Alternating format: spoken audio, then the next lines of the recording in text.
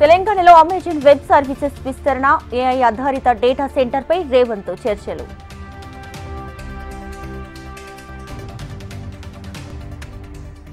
ఈ నెల 15 నుంచి గ్రామ రెవెన్యూ సదస్సులు, ప్రజల నుంచి 5 కేటగిరీల్లో పిటిషన్లు స్వీకరణ.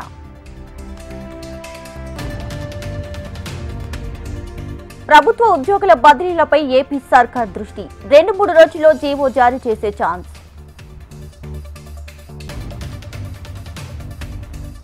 కృష్ణమ్మకు కొనసాగుతున్న వరద ఉధృతి, 3 లక్షల క్యూసెక్కుల నీటిని దిగువకు విడుదల చేసిన అధికారులు.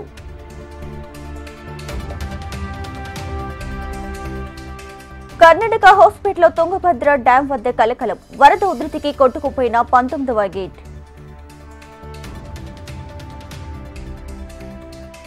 తుంగభద్ర డ్యాం ఘటనపై సీఎం చంద్రబాబు ఆరా, ప్రజలను అప్రమత్తం చేసేలా జిల్లా కలెక్టర్లకు ఆదేశాలు.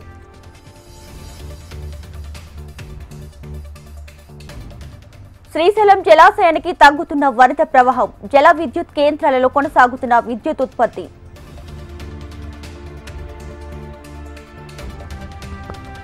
సమ్మక్క బ్యారేజ్ కి కొనసాగుతున్న వరద బ్యారేజ్, 59 గేట్లు ఎత్తి దిగువకు నీరు విడుదల.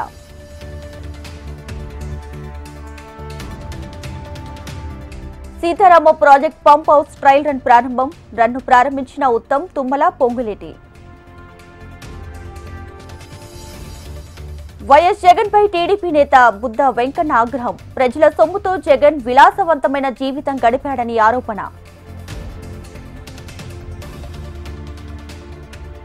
దువ్వాడ ఫ్యామిలీలో కొనసాగుతున్న రచ్చ, పరస్పరం ఫిర్యాదు చేసుకున్న శ్రీను, వాణి. నర్సాపూర్ ఎక్స్ప్రెస్ రైల్లో దోపిడీకి యత్నం, రైలుపై రాళ్లు రువ్విన దొంగలు. శంషాబాద్ లో భారీగా బంగారం పట్టివేత, 1,06,000 విలువైన 1,390 గ్రాముల బంగారం స్వాధీనం.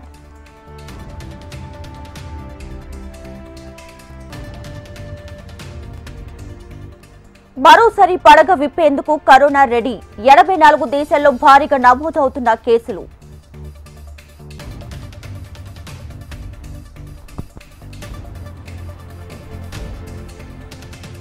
ఛత్తీస్గఢ్ దంతేవాడ జిల్లాలో ఎన్కౌంటర్, మావోయిస్టు మృతి, పలువురికి గాయాలు.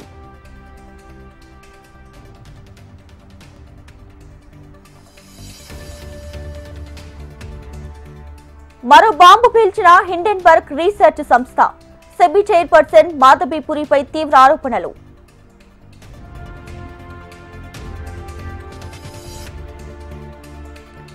బంగ్లాదేశ్ లో హిందువులపై దాడికి వ్యతిరేకంగా నిరసనల వెల్లువ, UK parliament, America White House ముందు హిందువుల నిరసనలు.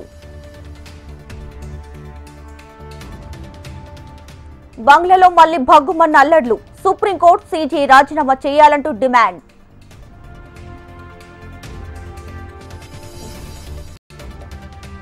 ఇవాళ రాత్రి 12:30 ముగియనున్న Olympics, Stade de France stadium వద్ద జరగనున్న ముగింపు వేడుకలు. శ్రీశైలం మల్లన్న ఆలయానికి పెరిగిన భక్తుల రద్దీ, క్యూ లైన్స్ లో బారులు తిన్న భక్తజనం.